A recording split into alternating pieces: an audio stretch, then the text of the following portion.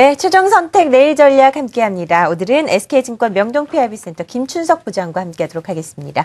안녕하세요. 안녕하십니까? 네, 뉴욕도 잘 오르고 있고요. 네. 일본 오늘도 N 약세의 탄력을 받아서 좋은 흐름 나타내고 있는데 중국이 문제입니다. 중국이 이제 지도부가 올해 국정 운영 방안을 확인할 수 있는 양회가 이제 6일 남았나요? 네, 그렇습니다. 네, 어떤 내용이 나올지 좀 짚어보도록 하겠습니다. 네, 지금 말씀하신 것처럼 중국 지도부가 이제 올해 국정 운영 방안을 밝히는 자리죠. 양회라고 보통 얘기를 하는데요. 국정자문회의 격인 중국 인민정치협상회의를 정협이라고 하는데 이게 오늘 3월 3일에 열리고요. 우리나라 국회격이죠. 중국의 형식상 최고 의사결정기구인 전국인민대표대회, 즉 전인대가 5일부터 열리는데 각각 한 열흘 정도의 시간을 두고 열릴 걸로 알려지고 있습니다. 이번 전인대의 3대 화두를 꼽자면은 질적 성장에 따른 경제 성장률 하향 조정 여부, 그리고 호적제도 산하 제한 완화, 그리고 금융지원 확대 등을 통한 신도시화의 진행 상황. 그다음 세 번째는 갈수록 악화되고 있는 환경관리 강화 등 이게 세 가지 꼽을 수 있을 것 같습니다. 특히 이번 양회에서는 지난해 말 그 중국 공산당 제18기 중앙위원회 제3차 전체 회의, 줄이면 삼중전회라고 보통 표현을 하는데에서 결정된 정치, 경제, 군사, 사회 분야를 망라한 전면 심화 개혁 방안을 뒷받침하는 각종 제도적 장치가 마련될 것인지의 여부입니다. 그런데 그중에서도 올 경제 성장률 목표 등 거시 정책 목표를 어떻게 제시할 것인가가 가장 큰 관심사로 떠오르고 있는 상태입니다. 네. 중국 정부는 2012년 전인대에서 성장률 목표 자체를 8.0%에서 7.5%로 낮춰서 지난해까지 2년 연속으로 7.5%의 목표를 유지했었고요. 결국 지난해 같은 경우는 7.7%의 경제 성장을 이뤄냈었는데 지난 2011년에 발표하기를 2015년까지는 연평균 경제 성장률을 7%까지 낮춘다는 계획을 내놨던 적이 있었던 만큼 올해 경제 성장률 목표치는 지난해 목표치인 7.5% 수준이거나 또는 이보다 낮을 가능성이 큽니다. 하지만 일각에서는 아예 성장률 목표 자체를 제시하지 않을 가능성도 있다는 얘기가 나오기 때문에 귀추가 주목되고 있습니다. 이번 양회에서 최대 관점은 이제 리커창 총리가 정부 업무 보고를 하는 내용입니다. 어떤 내용이 나올 수 있을지 이 부분에 따라서 중국 경제 방향이 좀 갈라질 것으로 예상이 되는데요. 미리 예상해 볼까요? 리커창 총리 같은 경우는 그동안 계속 개혁을 자꾸 이제 주장을 해왔었습니다. 그래서 이 부분을 어떻게 경제 성장과 접목을 시킬까가 상당히 궁금증을 유발시키고 있는데요. 지난 18일 날도 장관급 간부들이 참석한 경제 시스템 개혁 토론회에 참석을 해서 개혁을 통해서 인민들에게 실질적인 이익이 가야 한다라고 역설을 했습니다. 즉 개혁은 최대 동력이며 최대 이익이라면서 개혁 과정에서 인민에게 실질적인 이익이 돌아가고 전체 인민이 이 개혁 발전 성과를 누려야 한다고 얘기를 했습니다.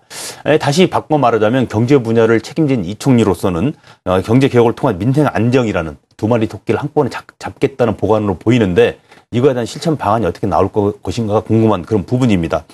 또한 그 국유기업 개혁안과 신도시와 관련된 구체적인 일정표가 제시될 것인지의 여부도 관심거리인데요.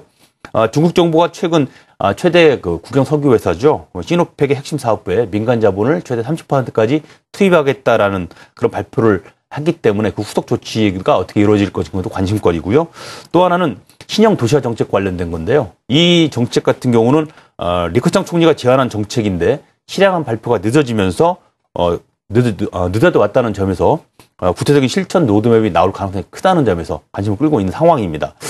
중요한 부분 자체는 이런 질적 성장을 일어나기 위해서는 결국 필요한 건 돈이라는 부분인데요. 네. 이 돈이라는 부분이 상당히 애매합니다. 중국 정부의 신도시화 정책과 그동안에 계속 해왔던 유동성 조절이라는 이런 부분 자체가 상당히 딜레마에 빠지기 쉬운 그런 상황이 되어 있는 부분인데요. 이에 따라서 이번 양회에서는 그동안의 은행 대출이라든지 또는 그림자 금융을 제외한 그 이외의 다양한 자금 조달 계획이 제시될 걸로 보여지고 있는 상태입니다. 그래서 조만간 민영은행 시범 시행이 비준받을 것으로 예상되고 있는 가운데서 지방정부 채권 발행 자체도 전인대에서 논의될 가능성이 상당히 큰 것으로 알려지고 있습니다. 네, 전인대에서 논의될 내용들, 정부 업무 보고 내용들 미리 짚어봤습니다. 지금 스페인 바르셀로나에서는 세계 최대 이동통신 전시회 MWC가 열리고 있습니다. 네. 우리나라 삼성전자의 S5, 갤럭시 S5가 이제 개막 선보인다고 해서 또 화제가 되기도 했었고요. 자세한 내용 콘텐츠 한번 점검을 해보도록 할까요? 예, 이번은 이제 24일부터 27일까지 열리는데요. 바르셀로나에서 열리는데 주제가 이제 미래 먹거리 창조입니다. 즉 Creating What's Next라는 주제인데요. 네. 이 세부적인 대부분이 다 컨텐츠 위주로 조명이 되고 있는 상황이고요. 기존에 하드웨어 중심 쪽에서 소프트웨어 쪽으로 모바일의 중심이 이동하리라는 전망을 아주 극명하게 나타내고 있는 그런 모습입니다. 특히 이제 이번 그 MWC 두째 날에 기조 연설자로 채택된 사람이 우리나라의 메신저 서비스 제공자인 카카오톡의 공동대표인 이석우 씨였고요. 또 한 명은 존 카움 왓츠앱 CEO가 그 주인공이었습니다. 네. 즉 메시징 서비스를 무료로 제공하는 대신에 플랫폼 전략을 선택한 카카오와 또 광고를 제외하고 사용료를 받는 왓츠앱의 사업 전략을 동시에 선보이는 그런 셈인데요. 이런 부분 자체가 보게 되면 그동안에 문자 메시징 서비스로 상당한 이익을 받던 기존의 어떤 모바일 서비스 이외에 플랫폼 서비스로 수익을 창출해낸다는 부분에 상당히 관심을 가지고 있는 걸로 보여지고 있습니다. 즉 카카오 같은 경우는 무료 메시징 서비스를 제공을 하지만 게임과 카카오 스토리 같은 그 플랫폼 서비스 이익을 내고 있는 그런 부분이고요.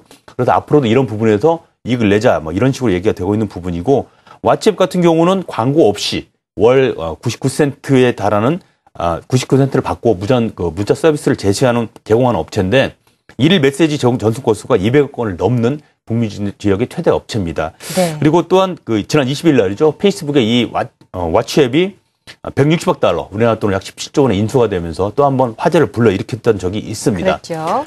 이러다 보니까는 상당히 관심 끄는 부분 자체가 뭐냐면 지난 1월 달에 열렸던 라스베이거스에 열렸던 CES하고 연계성에 상당히 집중되는 부분입니다. 뭐 삼성전자도 이번에 삼성 기어 2를 내놓기도 했지만 가장 크게 관심을 끄는 부분 자체가 웨어러블 디바이스 쪽하고요. 그다음 컨텐츠 쪽 그리고 M2M이라고 보통 얘기하는 머신 투 머신 등에 집중되어 있는 그런 분위기입니다. 즉, 아시는 것처럼 웨어러블 디바이스 자체는 입는 IT라고 보시면 될 것 같은데 이게 안경이라든가 운동화라든가 이런 쪽에 적용이 돼서 디지털 피트니스라든지 이런 쪽에 적용되는 부분 자체를 얘기하는 걸로 강조되고 있고요. M2M 부분 자체는 보통 말하는 그 모바일 인텔리전트 하우스, 즉 우리가 보통 말하는 스마트 홈 이런 쪽에 적용되는 부분을 얘기를 하고 있습니다. 즉 외부에서도 모바일 디바이스를 통해서 가전제품을 온오프 시킨다거나 아니면 방범 시스템을 켠다든지 아니면 의료 시스템에 접촉을 한다든지 이런 부분들이 얼마만큼 상용화되고 진화될 수 있는지 여부를 따져볼 수 있는 기회라고 이렇게 볼 수 있을 것 같습니다. 네. 전반적인 이 MWC에서 어떤 내용들이 주를 이루고 있는지 분위기를 살펴봤고요. 구체적인 내용 좀 확인해 보도록 하겠습니다.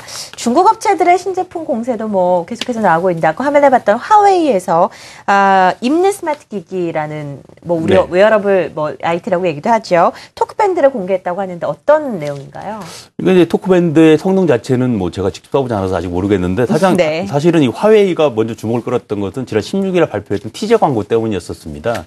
즉 유튜브에 그 MWC 관련 티저 영상을 공개를 했었는데 여기서 공개된 부분 자체가 뭐냐면 재밌는 게 아이폰에 쓰여지는 시리라는 그 음성 인식 시스템을 이용을 해서 공개를 했는데요.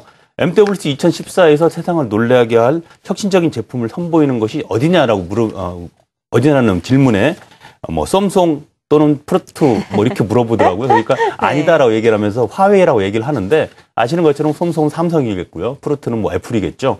그런데 여기서 말하는 자체가 상당히 중요한 의미를 가지는데 화웨이가 도전장을 내민 여기서 즉 삼성이 도전장을 내민 제품이 네. 모바일 디바이스가 아닌 태블릿 쪽이라는 얘기입니다. 그래서 기존에 좀 얇은 두께와 더 긴 배터리 쪽을 가지고 있는 그런 부분이 될 것 같은데 이런 부분 자체에 상당한 어떤 경쟁력을 가질 수 있느냐 여부 관건이 될 것 같고요. 네네. 또한 중요한 부분 자체는 아직까지는 삼성과 애플의 양자 구도를 깨긴 좀 어렵지 않겠느냐 네. 이런 쪽에 관심이 가는 것 같습니다. 자, 가장 중요한 내용을 좀 체크를 해봐야 될 것 같습니다. 삼성전자의 갤럭시 S5가 선보이게 됐습니다. 어떤 기능 등이 탑재됐는지 간단하게 알아보고요. 우리나라 S5 수혜주들 한번 확인을 해보도록 하죠. 그러시죠. 가장 큰 것 자체는 뭐냐면 카메라 쪽입니다. 그동안에 다른 여러 가지 들어갈 걸로 봤지만 사실은 1600만 화소라는 아주 엄청난 고화소의 카메라가 탑재가 됐고요. 그다음에 지문 인식 기능이 탑재가 됐습니다. 그리고 또 하나는 다운로드 부스터라고 이름 붙여진 LTE망과 와이파이망을 이용해서 다운로드 속도를 2배 이상 빠르게 했던 그런 기능이 접속이 됐던 부분입니다. 즉 하드웨어적 개선보다는 UI, 즉 유저 인터페이스의 개선 등 소비자 편에 더 중점을 둔 걸로 볼 수가 있겠고요. 최대 수혜자라고 말씀을 드리면 앞에서 말씀드린 것처럼 고사양 카메라 제조업체들, 즉 예를 들면 파트론이라든지 크로스헬텍이라든지 이런 쪽에 될 수 있을 것 같고요.